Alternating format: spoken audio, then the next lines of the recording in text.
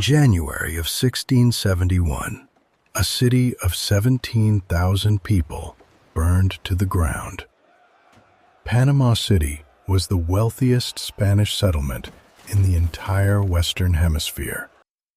It sat on the Pacific coast of the Isthmus of Panama, the narrow strip of land connecting North and South America. And it was the central depot through which all the silver and gold from the mines of Peru and Bolivia passed on its way to Spain. Every year, convoys of mules loaded with silver bars moved across the jungle isthmus from the Pacific port of Panama to the Caribbean port of Portobello, where treasure fleets waited to carry the wealth of an entire continent back across the Atlantic to the Spanish crown. For 150 years, Panama had been the keystone of the Spanish Empire's American wealth. It was heavily fortified on the sea approach. It was defended by a military garrison. It was considered essentially impregnable. It burned in a day. The man who burned it did not have a navy. He had no standing army. He had no government authorization for the specific attack he was conducting, since the peace treaty between England and Spain that made his actions technically illegal had been signed several weeks before he launched the assault, though he either did not know this or chose to ignore it. What he had was 2,000 buccaneers, desperate, hungry men who had marched for 11 days through some of the most brutal jungle terrain in the Western Hemisphere, surviving on leather boiled soft enough to chew and whatever they could find in a landscape stripped bare by the Spanish defenders who preceded them. Men who arrived at the outskirts of Panama City half-starved, outnumbered by the defenders, facing a garrison backed by cavalry and with no expectation of mercy if they lost. They did not lose. By the end of January 28, 1671, the Spanish garrison had fled. The city was in flames, and 150 mules were being loaded with the plunder of the wealthiest city in the Americas. The man who organized all of this, who recruited the force, planned the approach, motivated men who had every reason to collapse, to keep moving through the jungle, and then led them to victory against odds that should have been impossible, was a Welsh farmer's son named Henry Morgan. He was 35 years old. He would go on to be knighted by the King of England. He would become the Lieutenant Governor of Jamaica. He would die in his bed at the age of 53 as one of the richest and most powerful men in the Caribbean. This is the story of the most successful buccaneer in the history of the Western Hemisphere. A man who attacked the Spanish Empire so effectively and so repeatedly that the empire tried to have him arrested, tried to have him executed, and ended up simply unable to stop him. A man who crossed the line between privateer and pirate so many times that the line itself became meaningless. A man who tortured prisoners and burned cities, and used monks and nuns as human shields, and still somehow ended up knighted and governing the island he had used as a base for decades of plunder. Henry Morgan is not a pirate in the Golden Age sense of the word. He predates that era by a generation. He is something older, and in some ways, stranger. A buccaneer, a creature of the specific world of the mid-17th century Caribbean, where the Spanish Empire's grip on the Western Hemisphere was beginning to loosen, and where the men willing to exploit that loosening could accumulate wealth and power that no legitimate career would have offered them. He exploited it more effectively than anyone else who ever tried. Henry Morgan was born around 1635, probably in Llanrymni in Wales. Probably the son of a farmer named Robert Morgan. The specific details of his birth and childhood are not well documented, which is consistent with what we know about Morgan's attitude toward his own history. He was not a man who valued accuracy about his origins. He was a man who valued the story he was building about himself. And that story began not in a Welsh farming village, but at sea in the Caribbean, where he arrived sometime in the late 1650s, under circumstances that he described differently at different points in his life. He claimed at various times to have come to the Caribbean as an indentured servant, a person who had agreed to work for a set number of years in exchange for passage to the New World. He also claimed to have been kidnapped and transported against his will. He denied both versions at other points.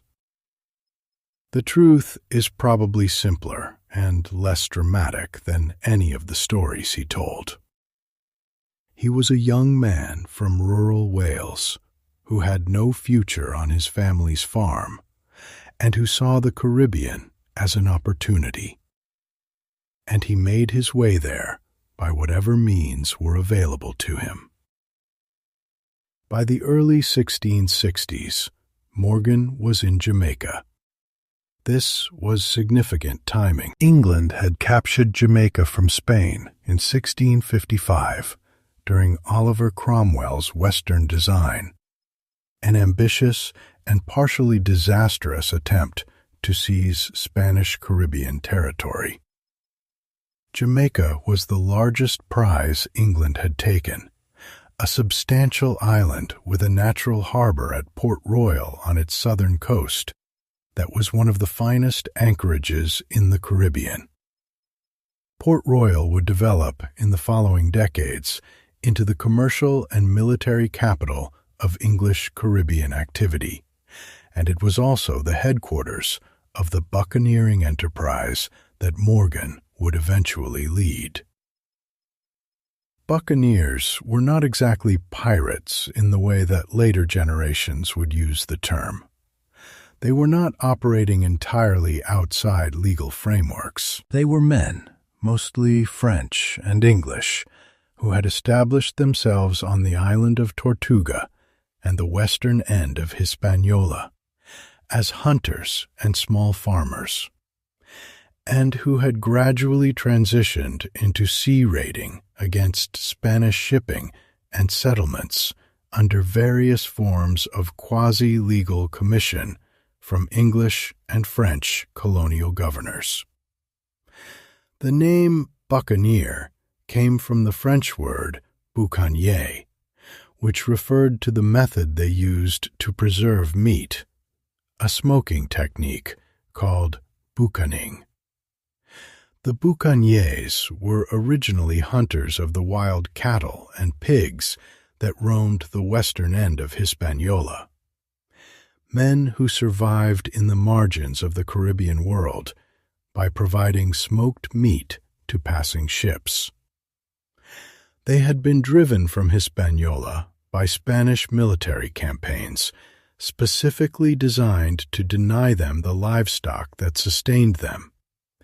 And in response, they had taken to raiding Spanish shipping as both economic activity and revenge. By the time Henry Morgan encountered them, the buccaneers had become a force that the Spanish Empire genuinely feared. Not because of their numbers, which were never large, but because of their specific combination of qualities. They were exceptional marksmen. They were accustomed to surviving in difficult conditions. They had no fear of death in any conventional sense, partly because their lives were already hard enough that the calculus of risk and reward worked differently for them than for men with comfortable alternatives. And they were led, by the mid-1660s, by Morgan, who had a quality of leadership that the historical record consistently identifies as exceptional, even by the standards of a world that attracted exceptional men. Morgan's rise within the buccaneer world was rapid. He came under the command of a buccaneer leader named Edward Mansvelt in the mid-1660s, serving as a captain under the older man's overall authority. When Mansvelt died in 1666 or thereabouts, Morgan effectively inherited his position as the leading figure among the English buccaneers. He was in his early 30s.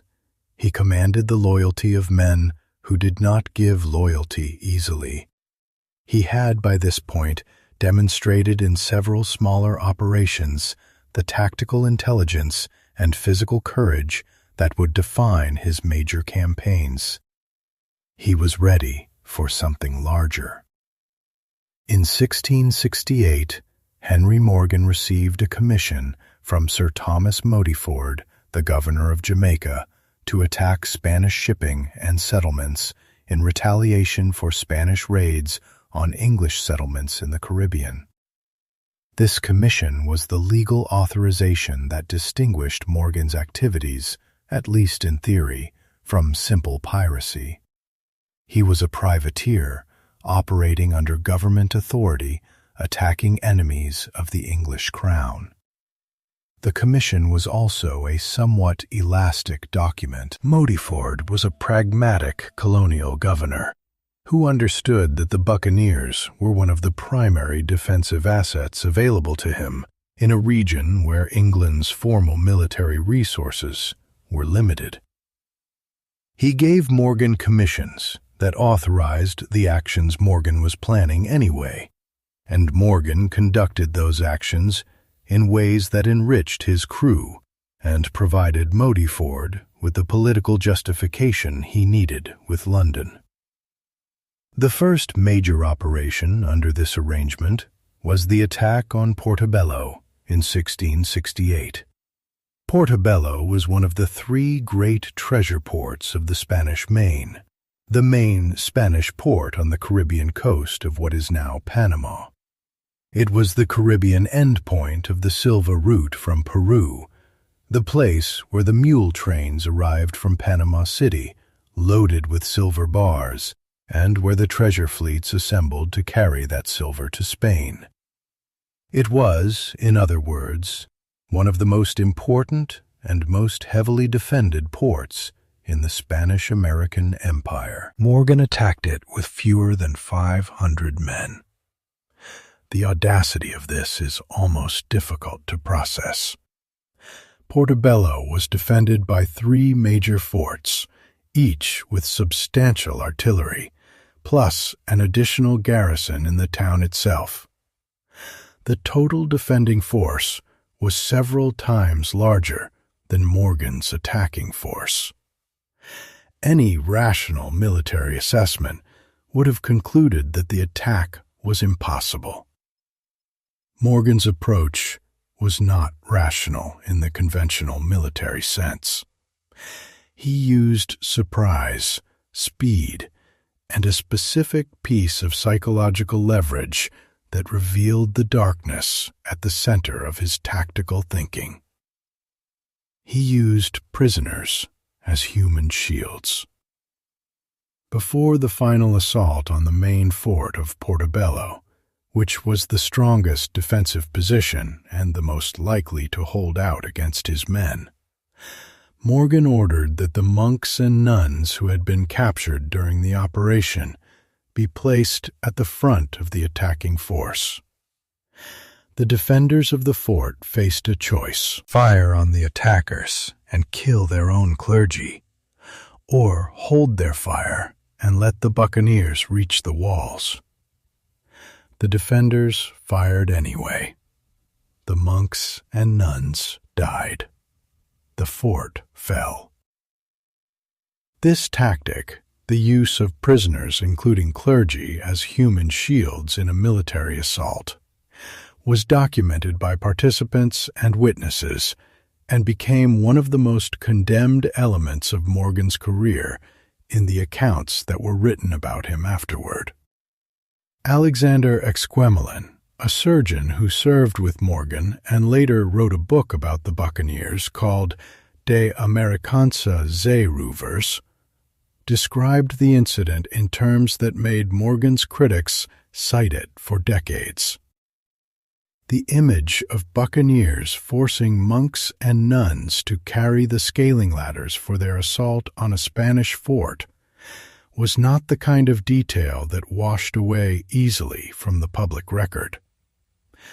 Morgan didn't care. The attack succeeded. Portobello fell. The buccaneers looted the port and the town systematically. They held the city for several weeks, extracting every piece of portable value they could find and torturing prisoners to discover what had been hidden.